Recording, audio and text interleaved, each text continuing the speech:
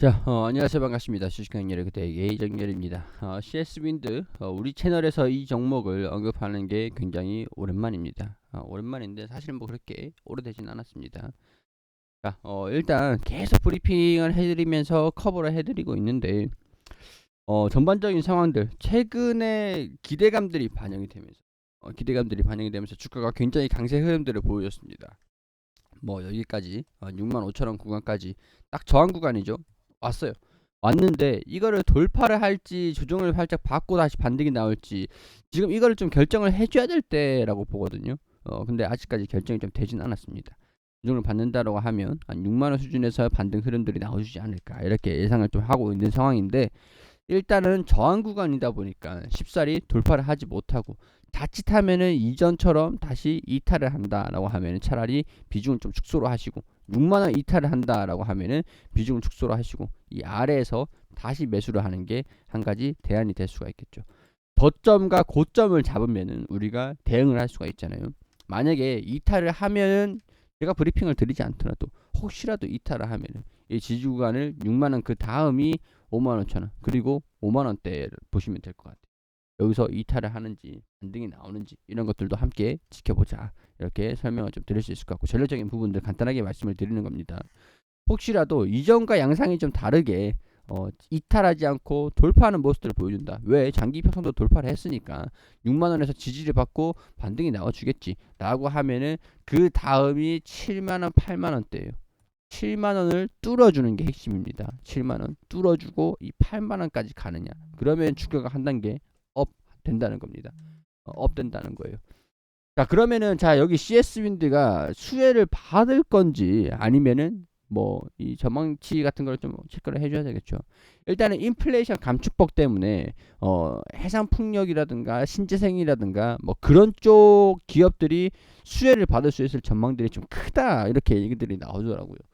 자, 근데 최근에 현대차 보셨죠? 신재생 에너지 감축법, 인플레이션 감축법으로 해가지고 친환경 에너지에 대한 부분들 좀 수혜를 뭐 받을 것이다 이렇게 되면서 2차 전지에 대한 보조금, 현대차는 좀 제외가 됐습니다.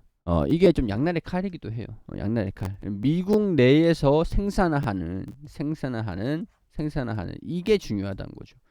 그럼 이제 태양광도 그렇고 수소도 그렇고 풍력도 그렇고 미국 내에서 충전을 하는 뭐 충전이 아니라 판매를 하는, 생산을 하고 판매를 하는 그런 기업들, 판매만 하는 게 아니라 생산까지 해야겠죠. 그런 기업들의 인플레이션 감축법으로 수혜를 받는다. 뭐 특히 세금이라든가 예산을 좀 세금, 그 대부분의 그게 세금 지원이죠. 근데 이제 우리 CS 윈드 같은 경우에서는 미국에 거점이 있다라는 거. 자, CS 윈드가 거점을, 자, 제가 자주 가지고 왔던 자료들입니다. CS 윈드의 1분기 자료인데 이게 하부 주행체, 하부 그 구조물이고, 그리고 이게 타워, 그리고 터빈이고, 블레이드, 허브 이렇게 있습니다. 자, 뭐 이런 쪽으로 사업들을 하고 있는 건데 이 거점이 미국에 있습니다. 어, 콜로라도의 타워하고 뭐 여기 포르투갈하고 터키하고 해상풍력 쪽에 이제 수혜를 받을 수 있는지를 보면은 미국 법인이 있는지 여기 설비가 있다 이렇게 나와 있죠. 그렇기 때문에 CS 윈들은 직접적인 수혜를 받을 수 있는 기업이면은 맞다.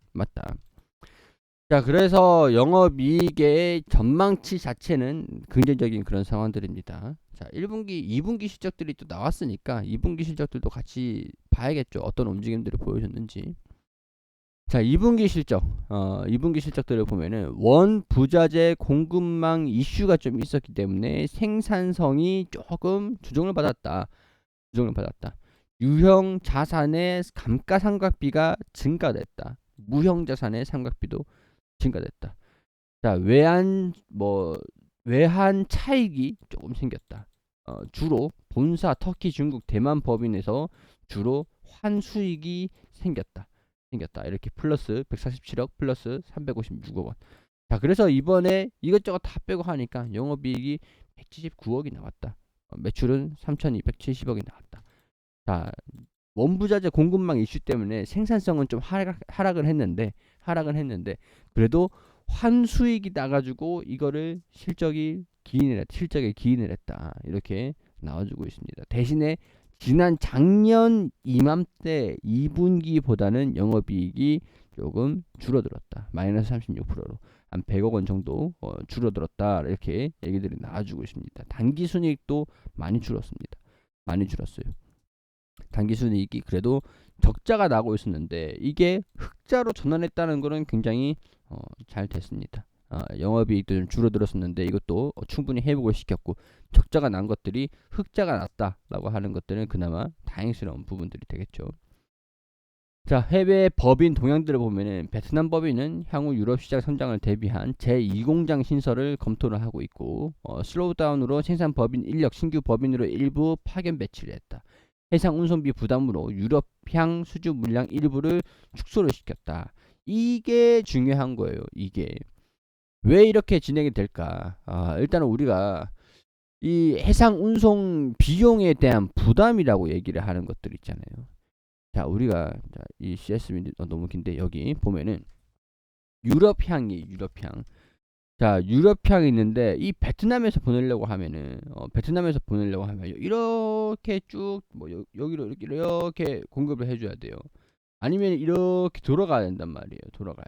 돌아가서 공급을 해줘야 돼요. 육로로 옮길 수가 없단 말이에요. 자, 그렇게 되면 이게 해상 운임 비용이 얼마나 증가가 되겠습니까? 얼마나 비싸지겠어요? 그렇기 때문에 가까운데 유럽향 같은 경우에서는 터키 쪽이나 포르투갈 쪽에서 공급을 해주는 게 맞겠죠. 이게 워낙 큰 구조물이다 보니까. 그렇기 때문에 여기서 해상 운송비 부담이 발생이 됐다. 수주 물량 일부를 축소를 시켰다라고 얘기를 하는 것들입니다. 자, 미국 그리고 말레이시아 미국 신재생에너지 인센티브 법안 처리 지연으로 미국향 수주 물량이 조금 감소가 됐는데 4분기에는 회복될 전망이다. 인플레이션 감축법도 통과가 됐죠. 자, 타이완 내수 시장 기반으로 안정적인 실적 실현 그리고 독점적 시장 지배력 지속을 하고 있다. 이거 타이완 쪽에는 뭐 걱정은 안 해도 될 것 같고 뭐 중국 주도하에 내수 시장 내 풍력 설치 지속 확대로 안정적인 수주 물량을 소화하고 있다. 전년비에 내수 시장 풍력 수요 지속 확대가 기대되면서 큰 폭으로 실적 상승 전망이 기대가 된다. 중국도 풍력적으로 한 정책 하거든요. 끝발이 뭐 대단합니다. 얘네도 터키 같은 경우에서도 노텍스 뭐 그리고 5월 완공된 제2공장 기반으로 생산량 확대 역대 최대 실적을 할 전망이다. 터키죠. 그리고 미국 풍력 시장의 냉각에도 불구하고 고객사와의 장기 공급 계약을 통한 안정적인 매출이 예상이 된다. GE의 생산하고 납품하기 시작을 했다. 올해 하반기 생산 물량을 계속 확보를 하고 있다. 하반기 생산 물량. 자, 본격적인 풍력 사이클은 내년이라고 봅니다. 내년. 자, 그리고 포르투갈도 있죠. 10월 인수 이후 생산성 향상 수익성 기반 프로젝트 참여를 통한 체질 개선을 노력하고 있다. 일단은 유럽 시장을 공략하기 위한 포르투갈의 이 인수였기 때문에 해상 운송비 상승으로 수요를 확대시킬 수 있을 것이다. 제가 아까 말씀드렸던 터키 쪽이라든가 그리고 뭐 이 포르투갈 쪽으로 충분히 유럽 시장에 대한 공략은 이 두 회사가 이 두 법인이 거점으로 활용을 할 거다. 이렇게 설명을 좀 드렸던 그런 요인들입니다. 터키들 그리고 포르투갈, 터키, 유럽을 얘네들이 집중적으로 마크를 할 수 있을 것이다. 유럽 시장이 성장을 하고 중국 시장을 성장을 하고 미국 시장에서도 성장을 한다. 그러면은 CS윈드가 내년부터는 본격적으로 영업이익이 확대될 수 있을 가능성들이 무궁무진한 그런 상황들이다. 시간이 여유가 있기 때문에 우리가 주종을 받든 간에 돌파를 하든 간에 움직임에 따라서 대응을 잡아가시면 된다. 이렇게 설명을 좀 드리면 될 것 같습니다. 자, CS윈드 가지고 계시는 분들 참고로 좀 해주시고 투자 판단에 도움이 되셨으면 좋겠습니다. 자, 구독과 좋아요 부탁드리고 저는 여기서 마무리할 수 있도록 할게요. 좋은 주말 보내시고 저는 다음 영상에서 또 인사드릴 수 있도록 하겠습니다.